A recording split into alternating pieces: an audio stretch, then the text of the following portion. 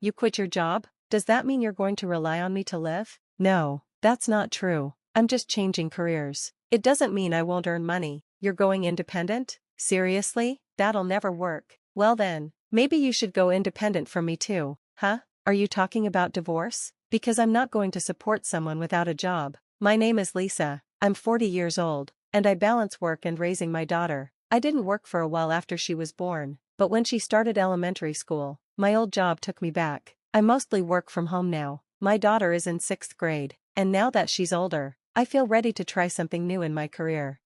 My husband is also 40. When we got married, he worked as a salesman and earned well early on. 3 years ago, he switched jobs, hoping for a bigger paycheck, but things didn't go as planned. His salary is lower now, the benefits are worse, and he works long hours. My family lives in the countryside and are farmers. My daughter loves visiting them and helping in the fields. My parents enjoy having her around, and they love working with her on farm chores. But my husband hates the countryside and refuses to visit my parents' house. One day, I told him, I'm going to my parents' house for a week. Want to come? No, I've got work to do. A project is wrapping up soon, he replied. All right, got it. I knew he wouldn't come, but I felt it was polite to ask. While my daughter and I were at my parents' house, my husband called every day, not out of love or concern, but for silly reasons. What should I eat? There are leftovers in the fridge. I don't feel like eating those. Then cook something. Why should I? I'm tired. Okay, well, you've worked hard. Or, where are my clothes? In the drawer, as always. Why did you fold them like this? You didn't even try. All right, you're on your own, then. He always complains like this when I'm gone. I mostly ignore his calls and texts, but it's frustrating. He also dislikes when my daughter and I visit my parents, because every time we return, the house is a disaster. Mom, whenever we visit Grandpa's house, Dad leaves everything messy, my daughter said. Yes, he does, I admitted. Why do you always clean it up? He made the mess, so he should clean it, right? You're right, I said, feeling tired of it all. Even though we enjoy our time at my parents' house, it's always disheartening to come back to a dirty, chaotic home. My daughter feels the same way. Yeah, Mom hates it too, my daughter said with a frown. Then she asked, Hey, can we live at Grandpa's house? Grandpa and Grandma must have a hard time working in the fields. I wish I could help them. Thank you, I replied with a smile. Grandpa and Grandma would love that. My daughter is so thoughtful and kind, completely different from my selfish husband. I realized I was growing tired of his childish behavior. After our trip, I went to my workplace to talk about my health checkup and work goals for the year. My daughter's words about helping her grandparents inspired me to pitch an idea to the company president. Why don't we use our program to make agriculture more IT-oriented? I suggested. That's an area other companies have been working on for a while now, the president replied. He was right. Overseas, this has been done for decades, and Japanese companies have been exploring it for the past 10 years. I believe we can make it work with the patents we hold, I said. We already have farmers willing to participate in the project as a model. All right, the president said. Can you submit a proposal? Of course, I responded enthusiastically. I immediately reached out to my parents to ask for their help with the project. They agreed without hesitation. My daughter's heartfelt wish to support her grandparents turned into a fantastic business opportunity. A month later, my project was approved. From then on, I poured myself into the work. I wanted this project to succeed, not just for my career, but to ease the workload on my aging parents. But my husband wasn't supportive at all. In fact, he tried to bring me down every chance he got. You're acting so full of yourself lately, he sneered. Am I? I replied calmly. I don't like it, he continued. You're getting carried away. Maybe, I said. Your face is so annoying, he added. Well, if it ruins your mood, you don't have to look at me, I shot back. I knew his real intention, he just wanted to make me feel small, but I wasn't going to let him. I felt awful, just like my husband wanted me to, but I didn't show it. I kept my tone neutral and treated him as if nothing was wrong. He had always been like this. Whenever I seemed happy or successful, he would jump at the chance to bring me down. I was used to it by now, so I didn't let it affect me, but my calm response only made him angrier. Huh? I can't just not look at you, we live together, he snapped.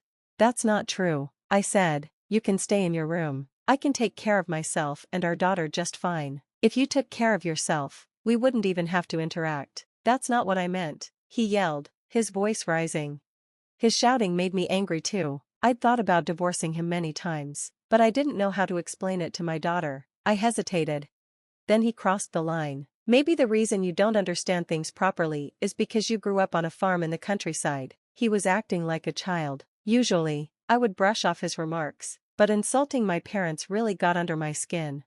Still, I stayed calm. I was too focused on my work to let his childish behavior ruin my mood. For the first time, one of my proposals had been approved, and I was working on a project I truly cared about. But he kept pushing. So, can't you do your job because you're from the city? I asked sarcastically. You're crossing the line, he snapped. That's funny, because you were the one who crossed it first, I replied.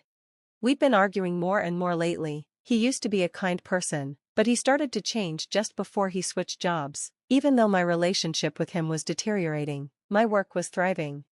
A few months later, I resigned from my company. After consulting with them, I signed a licensing agreement and decided to go independent. I had told my husband about this beforehand, but apparently, he hadn't been listening. The moment I quit, he exploded. You quit your job? Does that mean you're going to rely on me? No, I said. Going independent is like a career change. It doesn't mean I won't make money. Independent? Are you kidding? That'll never work. Then why don't you go independent from me too? I shot back.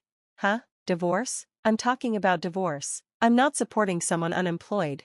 His sudden demand for a divorce left me speechless. I hesitated, thinking about my daughter.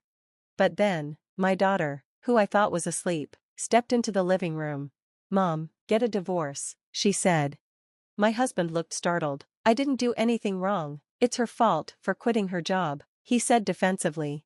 But my daughter ignored him and looked at me. Are you sure? I asked her.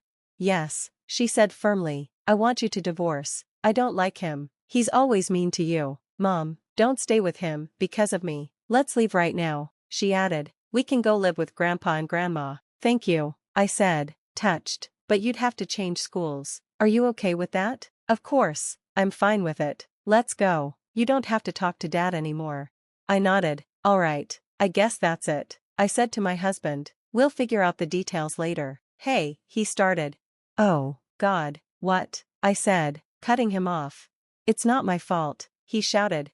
Okay, I said dismissively. We'll talk later. I hope you can live a life you won't regret. Huh? Whatever. I'll be free once you're gone, he muttered. I turned away from him, packed what we needed, and left with my daughter.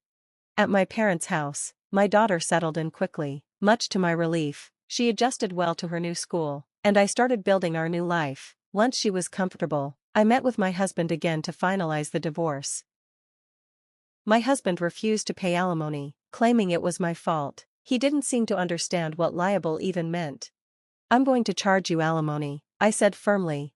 Huh? Because you're liable, right? He retorted. No, you are, and clearly, you don't know what you're talking about, I replied. How am I liable? I didn't do anything, he argued. Exactly, you didn't do anything, no help with the house, no support with our daughter. I did all the work. But you did make time for Mary, didn't you? I said, putting evidence of his affair on the table. What? How did you get this? Did you steal my phone? That's so rude, he snapped. Excuse me? I'm rude? You're a married man, and this is what you've been doing. And no, I didn't steal anything, I said. You're unemployed. How'd you even hire a detective? It wasn't me, I said calmly. It was our daughter. What?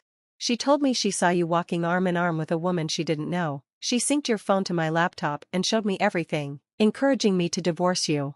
I stared at him coldly. She hates you. She's disgusted by you as a father. So now, I don't have to hesitate. I'm divorcing you, and I have all the proof I need. His face went pale as I continued. You're not just a lousy husband. You're a terrible father. How could you let your daughter see those pictures of you? Oh, and I also know about the affair that led to your job change. You've been paying alimony to the husband of your affair partner, haven't you? You even lied about your salary being reduced. I've looked into everything. At this point, his arrogance crumbled, and he nodded reluctantly. I'm proud of our daughter, I added. She's sharp and brave. I'd be thrilled if she takes over my company someday, if that's what she wants. Sorry, he mumbled weakly. Sorry won't fix this, I said. Let's not play games. I'm not stopping the divorce, and you're the one in trouble. If you don't pay alimony and child support in full, I'll go straight to your company and tell them everything. That shut him up. Hey, if you do that, I'll lose my job. Then maybe it's time you start job hunting again. You'll regret this for the rest of your life.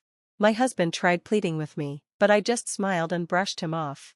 He refused to sign the divorce papers at first, so I hired a lawyer and let him handle it. Within 2 weeks, the divorce was finalized. My ex-husband, already burdened with 2 other alimony cases and child support, couldn't afford more legal trouble. Facing financial ruin, he finally paid me alimony and child support in a lump sum. He had to go into debt to do it and even tried to gain my sympathy, but I ignored him.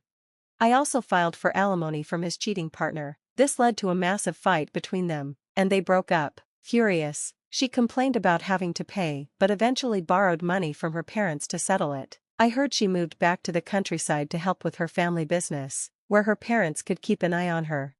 As for my ex-husband, he couldn't afford his apartment anymore and had to move into a rundown one. Meanwhile, my business is thriving, and life feels brighter every day. My parents are thrilled because the IT system I implemented has drastically reduced their workload on the farm. It's rewarding to see my skills benefiting my family and our business. Through it all, my daughter has been my greatest ally. She's only 12, but her maturity amazes me. She was the one who encouraged me to leave her father and helped gather the evidence I needed. While it's sad she had to witness such a negative side of her father, she's used the experience to grow stronger.